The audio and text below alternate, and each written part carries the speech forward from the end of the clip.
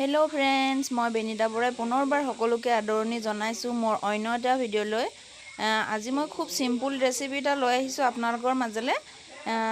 আপোনালোকে বাৰু কেতিয়াবা পানীলাও খালে পানীলাওৰ বাকলি বাৰু পেলাই দিয়ে নি? আপোনালোকে পানীলাওৰ বাকলি কেতিয়াও পেলাই নিদিব, এনেকৈ শুকানকৈ ভাজিব, খুব ধুনীয়া লাগে খাবলৈ। আপোনালোকে এই ভাজিকণ ৰুটিৰ লগতো খাব পাৰিব আৰু দাইল ভাতৰ লগতো খাব পাৰিব, চবৰ লগতে খাব পাৰিব, বেলেগ টেষ্টি হৈ খাবলৈ।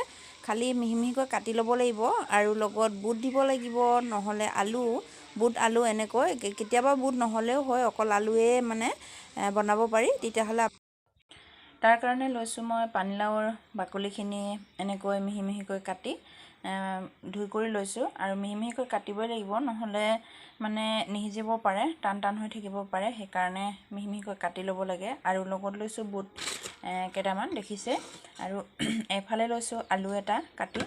আলু লাগিবই, শুকান ভাজি বুট লাগিব, আলু লাগিব, পানীলাওৰ বাকলিৰ লগত ভাজিলে তেতিয়া মানে বেছি সোৱাদটো হয় আৰু খাবলৈ। আৰু এফালে দেখিছে এয়া পিঁয়াজ আৰু কেঁচা জলকীয়া লৈছোঁ। তাৰপাছত মই ভাজিবৰ কাৰণে ষ্টাৰ্ট কৰিম। এয়া মই গেছৰ ষ্টভত কেৰাহীটো পাতি ল'লোঁ আৰু মিঠাতেল দি লৈছোঁ। মিঠাতেল অকণমান সৰহকৈ দিব লাগিব, নহ'লে হেৰি হৈ যাব পাৰে। আৰু তেলখিনি দিয়াৰ পাছত এয়া গেছটো ল' ফ্লেম কৰি লৈছোঁ আৰু তাতে দিলোঁ জলকীয়া আৰু পিঁয়াজখিনি এনেকৈ ভাজি লৈছোঁ। অকণমান ভাজি ল'ব লাগিব। পিঁয়াজ সৰু এটা কাটি ল'লোঁ, এইকাৰণে অকণমান কমেই হ'ল। যি কি নহওক বাৰু, তাত মছলা দিম যিহেতুকে।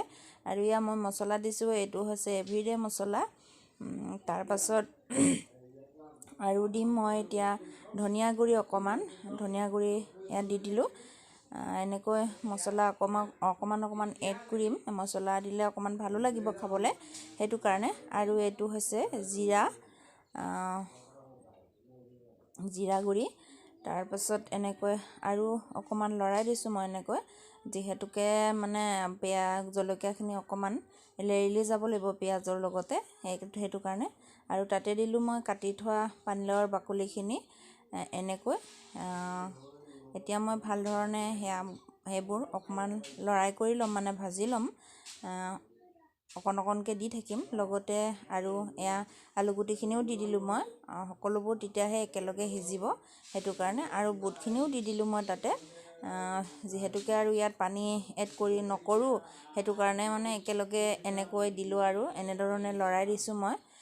তাৰপাছত ইয়াতে দিলোঁ এয়া নিমখটো আপোনালোকৰ জোখ পৰিমাণে দিব, মোৰ নিজৰ জোখ পৰিমাণে দি দিছোঁ নিমখ।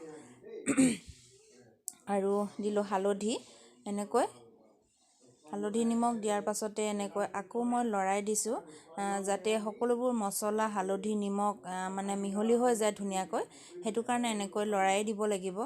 আৰু এয়া অকণমান মোৰ মানে লেৰেলি যোৱাৰ নিচিনা হৈছে, তথাপিও ইয়াত আকৌ মই ঢাকন এখন মাৰি দিলোঁ সিজিবৰ কাৰণে। আকৌ মই লৰাই দিলোঁ এনেকৈ, মানে ঘনকৈ লৰাব লাগিব, যেতিয়া শুকান ভাজি বনোৱা হয় মানে লাগি যাব পাৰে, সেইটো কাৰণে খুব ঘনাই লৰাব লাগে। এয়া দেখিছে মোৰ অকণমান লাগি যোৱাৰ নিচিনাই হ'ল, মানে মোৰ গেছটো একেবাৰে ল' নাথাকিলে, মিডিয়াম থাকিলে, আৰু এইটো ভাজি বনালে ল' হৈ থাকিব লাগে।